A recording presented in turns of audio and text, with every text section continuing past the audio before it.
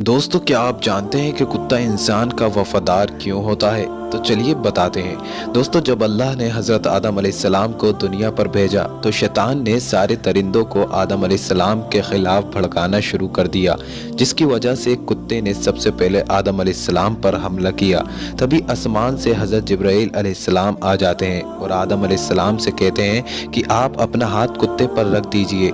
जब हज़रत आदम अलैहिस्सलाम ने ऐसा किया तो कुत्ता सुकून में आ गया और कुत्ता आपकी हिफाजत करने लगा। इसलिए कुत्ते की तबीयत में इंसान के लिए मोहब्बत रख दी गई है।